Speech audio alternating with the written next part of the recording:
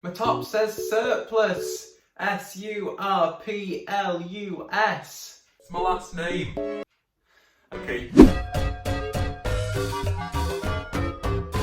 Hello everybody and welcome back to a brand new video. I do hope you're all well. Let me know how you're doing in the comments down below. For today's video, we are going to be discussing, or I'm going to be telling you 10 things I wish I would have known from the start of sixth form. For anybody who doesn't know, my name is Harry Surplus. I am 17 years old, very nearly 18. I did A-level maths, further maths and drama at college. And in September, I am off to do a maths degree. Before we jump into this video, I just want to say that everything I mention is just from reflecting on my experience, and your experience might be different. The first thing is that lessons are full of note-taking. The lessons are different to GCSE, they're structured in a different way, and there is so much note-taking to do. I wish I would have decided how I wanted to take my notes, because when I started, until about halfway through second year, I took my notes on paper. And then I actually bought an Apple Pencil and I decided to take my notes electronically. I found it much easier to take my notes with my iPad because, you know, I could just take my iPad around with me. All my notes were on one device and I just found it much easier.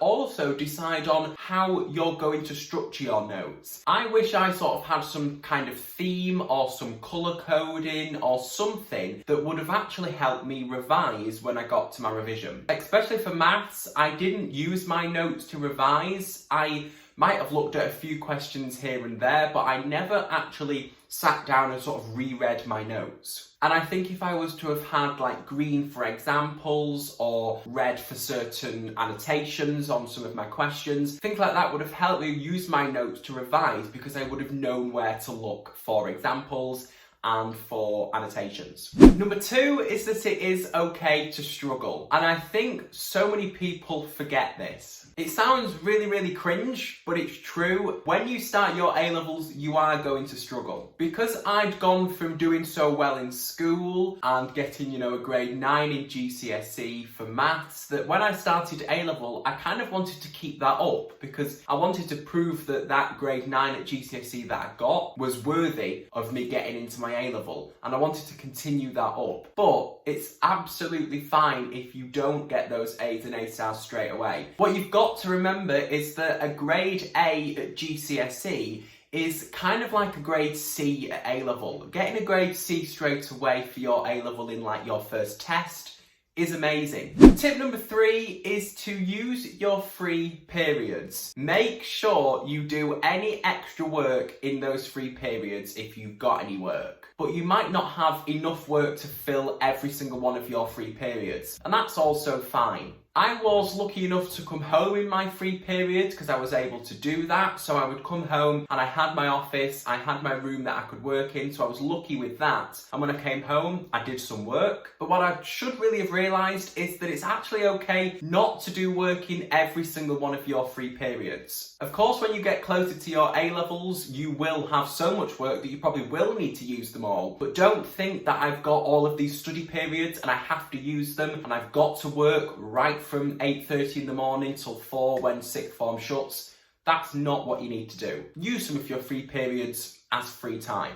Tip number 4 is to ask your teachers if you don't understand. I was actually okay with this. I've included it more just for you. At GCSE, you've known your teachers for 5 years and you're okay with asking questions, but when it comes to A-level, you're in a new class, a new teacher, classes might be a little bit smaller, and you might find it more intimidating to ask questions. But please, please don't. It is so important to ask questions. Every time I needed something, I didn't understand something, I put my hand up and I asked, so I'm including it because I want you to do the same thing as well. Another student might also be asking that same question, and you've helped you and that student out as well. Tip number 5 is to get involved with extracurricular activities. It's so easy when you start sixth form to just think A-levels, BTEC, whatever you're doing, I need to do the work. But find new people and find new activities to do as well. I didn't really get into that many clubs or activities, and that's why I'm including it in this video. Around about halfway through first year, I joined the maths working group. I think I attended about 5 of them, and it was about maths personal statements, extra maths topics that you don't see at A-level, and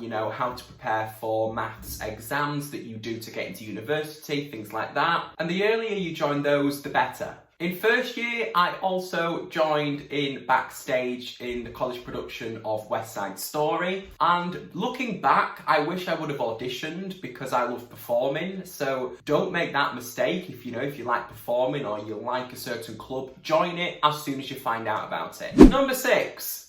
A-levels, sixth form, BTECs I can't comment about because I didn't do BTECs, but sixth form in general is hard. This kind of links in with number 2, that it's okay to struggle, but you will find it hard. I did. Certain topics I'd never seen before, certain questions were just completely new to me, and yes, you are slowly introduced to A-level topics, and it's not like your first lesson, this is something completely new. But when you do start doing those A-level topics, those A-level questions, and starting those exam papers, they are hard because it is A-levels and they are much harder than GCSEs. Make sure you are prepared to focus on the harder topics. Don't just focus on the topics that you like or that you enjoy, because at A-level, they try to cover every topic, especially for maths. They try to cover all of the topics in the exams. So focus on the ones that you find harder first, and then move on to the ones that you enjoy or find easier. Number 7. That's 8. Number 7 is that you need a lot of folders. Behind me, you can see I've got all of these folders, and I think there's 9 folders there. They were all the folders I used for my A-levels in all of my first year and second year. Even if you decide to take your notes electronically right from lesson 1, you will still need some folders because you have a lot of sheets at A-level and teachers might make notes on sheets and give them out, and you need somewhere to store them. I had lots of folders, but what I didn't really do very well is organise my folders. I just put everything at the front of my folder and it got a little bit messy. So make sure you've got dividers that can organise your work and split everything up so that you can just go into your folder and get out, I don't know, a sheet about quadratics or something like that. Tip number 8 is, I think, actually the most important one here, really. Know where your study rooms are. We had a maths working room that, was it called a maths working room? Maths study room? I don't know. But it was a classroom that was just dedicated for math students. You could go in there whenever you wanted to and do some work. I actually didn't know that this existed in my maths department until around about halfway through first year. I didn't know who could go in there and when you could go in, but I asked, and you could go in there whenever you liked. So make sure you ask. Find out where the library is, find out where study rooms are, so that you know where to study on your own and with friends. Tip number 9 is to revise for mini tests. I was quite good at revising and taking tests seriously, more for maths. For drama, sometimes I thought, I can't be bothered with this one, or, I feel like I could have done better with this one. But revise for them and take them seriously. These mini tests could be used to calculate grades at the end of each term, or at the end of your first year, or even they could take some of the tests from first year and use those to calculate your predicted grade. And of course, you want a good predicted grade to get into uni, so try and take all your mini tests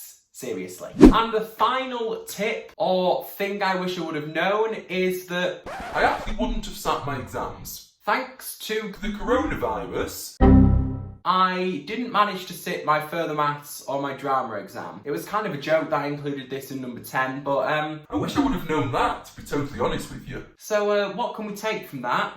Be prepared for a pandemic. I'm joking, fingers crossed there isn't another one. So that's it, those are all my tips. I really do hope these helped. If you have any questions, let me know in the comments down below. If you are starting A-level maths or further maths and you want to know something about the course, you want to know the workload, anything like that, in the card, I think it's up there. I've put all of my videos to do with A-level maths and further maths, so give those a watch if you think they might be useful. I think they will be. Thank you so much for watching this video. If you did enjoy, please make sure to give it a big thumbs up and subscribe. Let me know other videos you want to see in the comments.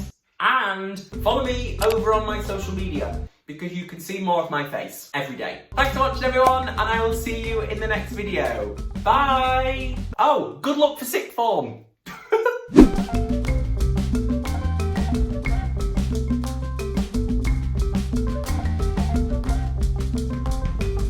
Number 7. That's 8.